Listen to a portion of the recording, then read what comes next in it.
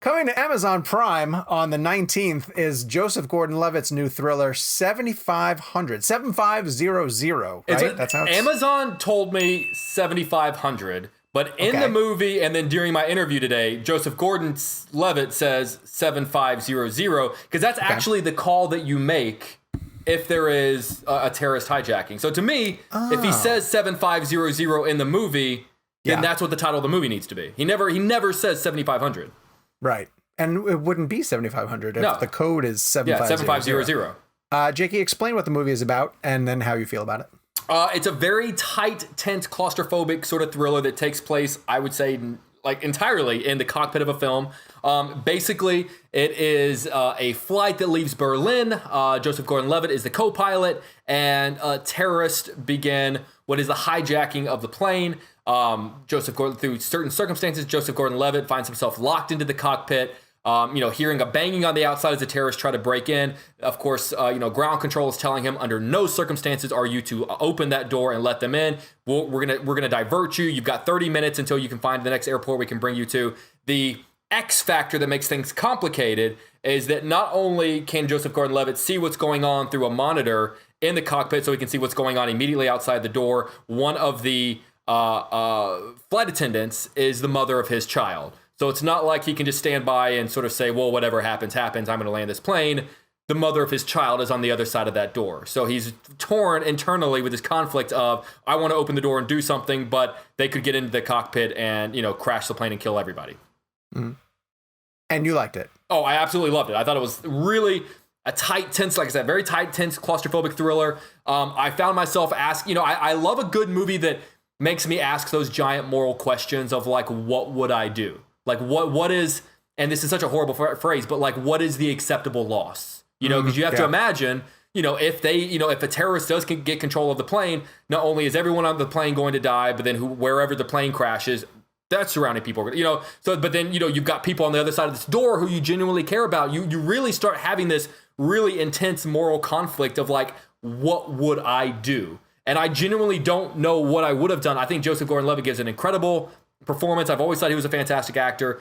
I didn't really, I think that the terrorist as presented in the film, one in particular, not necessarily like just a very like generic black or white villain. They're not like the bad guy, a generic bad guy in a Die Hard sequel. You really kind of start to question who are these people and how did they get to this point? And I think there's some really interesting conversations to show that like a lot of that times it lies somewhere in a gray area. Very rarely is, are aspects of the world black and white. And I thought it did all of that in 90 minutes, which I thought was really impressive. I found myself audibly screaming at the TV out loud. So no, I really dug it. Very much enjoyed it. And Kev, you learned a lot about the technical side of it?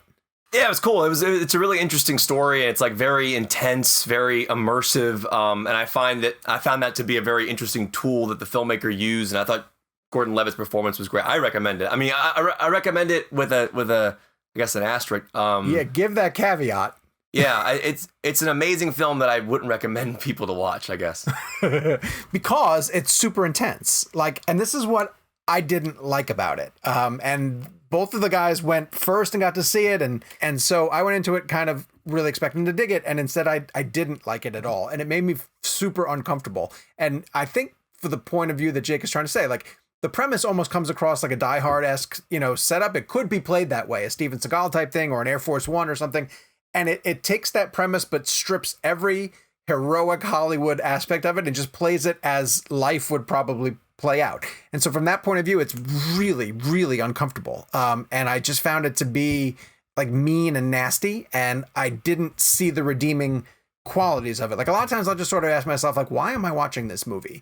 What is this movie trying to put through? And if it just wants to put you into a really uncomfortable situation and make you endure it is the right way to put it, I guess. Then fine, that's mission accomplished. But I don't necessarily enjoy movies like that. And one aspect of it, which Kevin pointed out that I probably wouldn't have picked up if he didn't mention it, is that there's no score. And I guess sometimes score would sort of alleviate some of the tension, but instead he keeps the constant hum of the airplane noise. And there's a pounding on the door because it all takes place inside the cockpit, and the pounding on the door, sometimes it's from the terrorists, sometimes it's from the people, the passengers on the plane.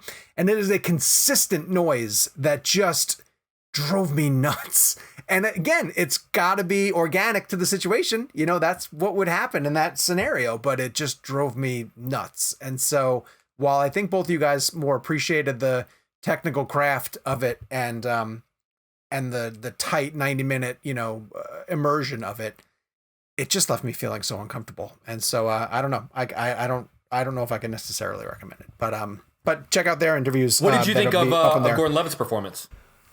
I thought it was good. I thought the screenplay unfortunately put him in some situations that just felt like they were a little bit predictable. Like I kind of knew, like, and I don't want to really say too much because it's a little bit too. I thought he did okay with what he was handed, but the premise of it didn't really hook me.